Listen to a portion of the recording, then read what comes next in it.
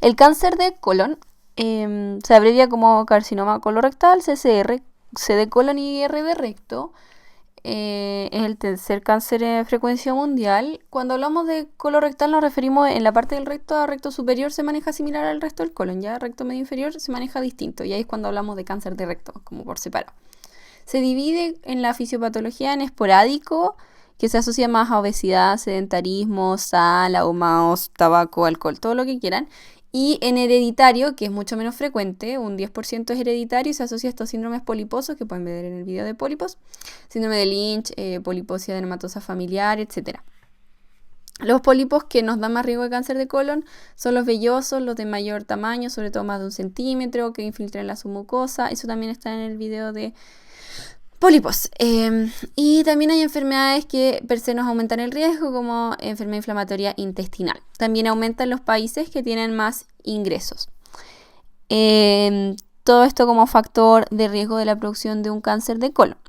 Entonces, como les decía, puede partir como una lesión poliposa que luego va infiltrando las diferentes capas del tubo digestivo, y eso nos va a ir determinando también la etapificación. En cuanto a la manifestación, puede presentarse como sangrado, ¿cierto? Si es muy distal, ya rectorragia, si es a nivel de recto, o si es más proximal, hemotoquesia. Si es un sangrado más oculto, se puede presentar como una anemia que no sé de dónde viene. Siempre hay que buscar cáncer como causa anemia, y sobre todo cáncer digestivo, sobre todo en Chile. Y test de hemorragia oculta en deposiciones, o sea que salga sangre positiva que nosotros no vemos, pero microscópicamente está. Y también pueden haber cambios en la frecuencia y en el hábito intestinal, en la forma de las deposiciones, porque hay una masa ahí que está produciendo un efecto mecánico. Al pasar las deposiciones se alargan o se ponen más, se produce constipación o diarrea. Hay un cambio, como les digo, en el hábito intestinal. En cuanto a los síntomas, en el fondo un 50% de los pacientes que se presenten con síntomas ya van a estar en una etapa más avanzada. También está la masa palpable. Incluso podemos tener diferentes clínicas según el lugar de donde se ubique la masa.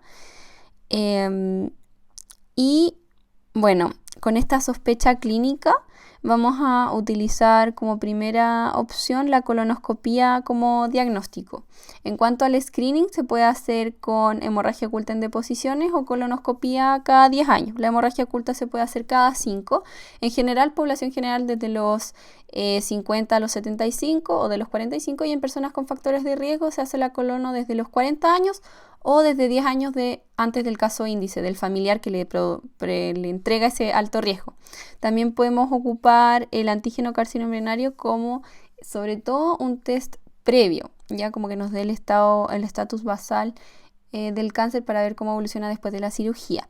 Y otras cosas que podemos encontrarnos ya en más avanzado es baja de peso, perforación y complicaciones agudas. Aquí les dibujé un poquito el colon ascendente, transverso y descendente para entender manifestaciones de derecho a izquierdo. El lado derecho es súper ancho, el colon derecho, entonces no sé, súper ancho, pero es más ancho que el izquierdo, entonces alcanza a crecer sin obstruir y puede sangrar y producir masa palpable. En cambio, al lado izquierdo es más estrecho el colon izquierdo, alcanza a crecer menos y se produce la presentación como obstrucción o incluso perforación después de esta obstrucción intestinal, así como para recordarlo de forma lógica. De por qué se produce. Eso me lo dijo un doctor en mi pasada de urgencias. Muchos saludos para él que nos enseñó con esta lógica de que el colon derecho es más ancho y el izquierdo es más angosto. Y una vez que está hecho el diagnóstico, podemos hacer la tipificación, básicamente buscar linfonodos y metástasis, porque el test de la tipificación es con la cirugía. El antígeno carcinoembrionario, como les digo, nos sirven para el seguimiento. Y con el TAC-TAP, ¿cierto? TAC de tórax, abdomen y pelvis, podemos evaluar metástasis a distancia y algunos linfonodos también.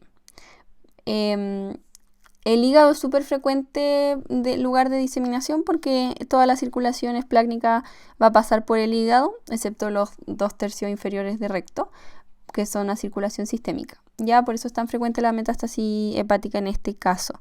Y el PET-CT solo se utiliza en caso de que haya alta sospecha y la imagen de metástasis esté negativa. Si la persona tiene clínica de metástasis o bien tiene el antígeno carcinoembrionario muy alto, que nos puede estar hablando y ser predictivo de que hay metástasis antes de una cirugía. Como les digo, el test del TNM solo vamos a tener, entre comillas, acceso a esta tipificación una vez que nosotros hagamos la resección del cáncer. Y se va a dividir como buen cáncer de tubo digestivo, la mayoría es así, en TIS, in situ, cuando no ha atravesado la lámina propia, y T1 cuando llega hasta la submucosa, T2 en la muscular propia y T3 en la subserosa.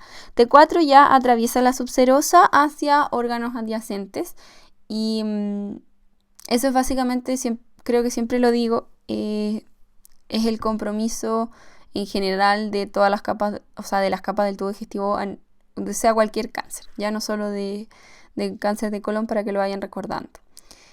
Compromiso nodal, regional, ¿cierto? Va a depender el N1, 2, etcétera, de la cantidad de ganglios, pero creo que no tiene mucho sentido memorizarse el TNM. Yo odio el TNM, sinceramente. La diseminación de este cáncer es la linfática, es la más común, ¿ya? Así que va a ser súper importante la disección de una cierta cantidad de ganglios, les soplo que es 12, al momento de la cirugía para asegurar un mejor outcome. Entonces la cirugía se va a dividir en colectomías subtotales, totales, etc. Dependiendo de dónde esté ubicado el cáncer. Y se puede asociar o no a quimioterapia. Y eso va a depender de la tapificación completa que, como les digo, se hace con la cirugía. La cirugía, como les digo, puede ser colectomía segmentaria si saca un pedazo de colon, o total o subtotal. Entonces, si hay un cáncer de colon derecho, se hace una hemicolectomía derecha, si es de izquierda, hemicolectomía izquierda, y así. Y en cuanto a la tapificación, si es etapa 1, es decir, que llega hasta la muscular propia, es decir, es menor o igual a T2, puede ser suficiente la cirugía y no se necesitaría una quimio asociada. En etapa 2 uno lo divide en bajo y alto riesgo. Los que tienen alto riesgo se van a ir a quimioterapia adyuvante. Entonces los de alto riesgo, que se hayan sacado menos linfonodos, menos de 12, que sean de alto grado, T4, o que se hayan complicado con obstrucción y perforación, porque eso produce una diseminación de células de cáncer a nivel de peritoneo. Eso se hace quimioterapia, ¿cierto? La etapa 2 con factores de riesgo, y en la etapa 3, que es la que vamos a tener ganglios regionales positivos, también se usa quimioterapia adyuvante, que el esquema es FOLFOX o carfexitabina. Y en la etapa 4, que es metastásica, el cáncer de colon es bien especial porque existen opciones curativas cuando hay lesiones resecables en hígado. Y cuando es resecable, cuando el hígado que va a quedar sano, remanente, después de que yo saque las lesiones, entre un 20 o 30%, dependiendo si el paciente tiene daño hepático crónico, etc. Y también hay que ver si las lesiones pulmonares, si es que existen, son resecables. Pero eso es una gracia que tiene el cáncer de colon, que lo diferencia un poco de otros cánceres. Cuando hay metástasis tenemos aún algunas alternativas curativas. Espero que les haya gustado este video, que me sigan en Instagram y en YouTube, y nos vemos en la próxima.